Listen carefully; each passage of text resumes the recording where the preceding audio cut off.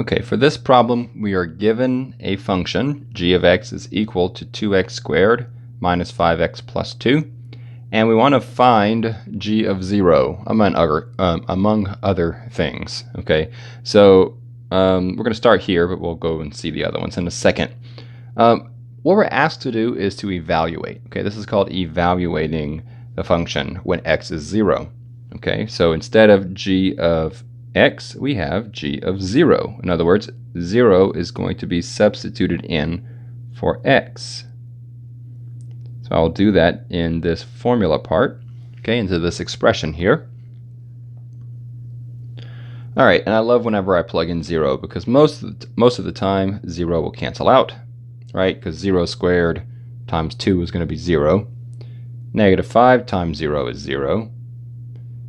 0 plus 2 is just equal to 2. Okay, so g of 0 equals 2. Okay, let's see what else we got. All right, so for this one, we have the same exact equation, same exact function. This time, though, I want to find what happens to the function when x is negative 2. When x is negative 2.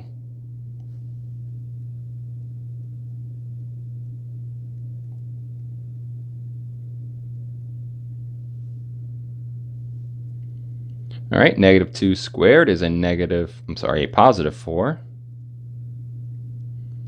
Negative 5 times negative 2 is a positive 10 plus 2. 2 times 4 is 8 plus 10. It's going to be 18 plus 2 is going to be 20. So g of negative 2 is equal to 20. Okay, well, let's see what else we got.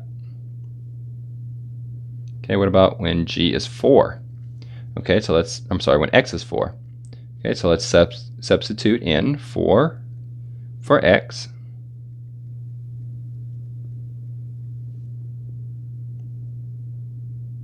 Four squared is 16.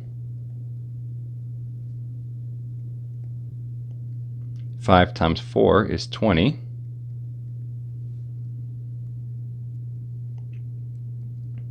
Two times 16 is 32.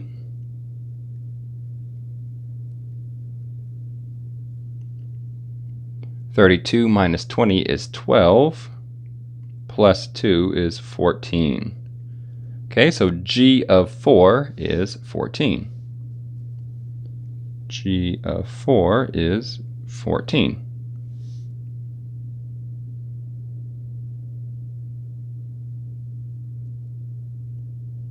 Okay, here's a different type of problem. Here we're asked to find g of negative x. So in other words, we want to figure out what happens if I change all my x's to a negative x.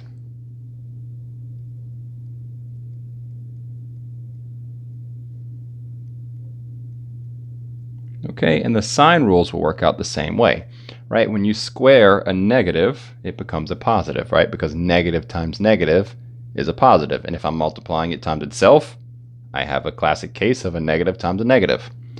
So negative x to the second power is a positive x squared. So I'm left with 2x squared here. Negative 5 times negative x is a positive 5x.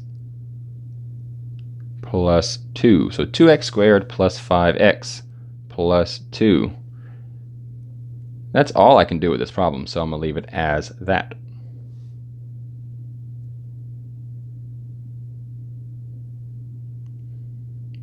Okay, and now let's do one more. This one looks a little bit more strange. 1 minus t is going to be substituted in for x, so that will look different and involve me doing a little extra work. But nothing that we can't handle. Got to be careful to put this into parentheses so I don't accidentally miss something.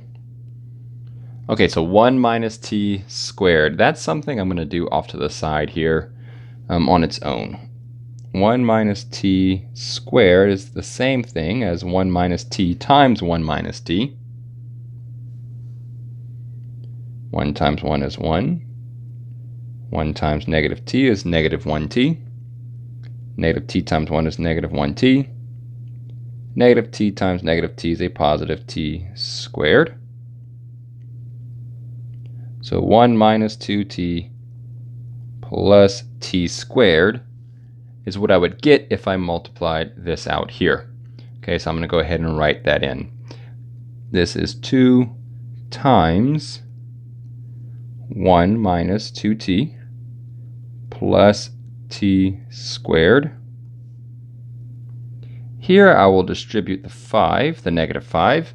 Negative 5 times 1 is negative 5. Negative 5 times negative t is a positive 5t.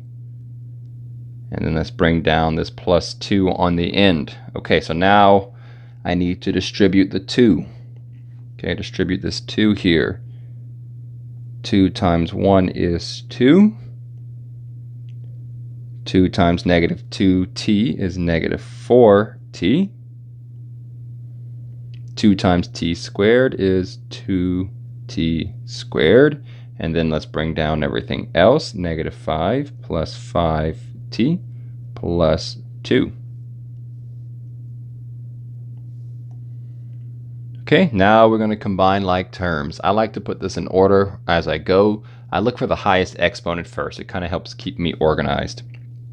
Okay, so I have 2t squared. It's the only t squared. So I'll put that one first. And I like to mark them out as I go so I don't accidentally forget something. Okay, I have negative 4t and positive 5t. Negative 4t plus 5t is 1t. That'd just be t.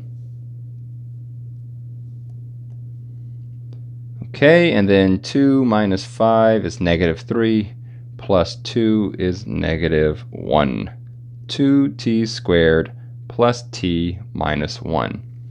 Okay, so we evaluated various inputs for the function g of x, and we got some different outputs.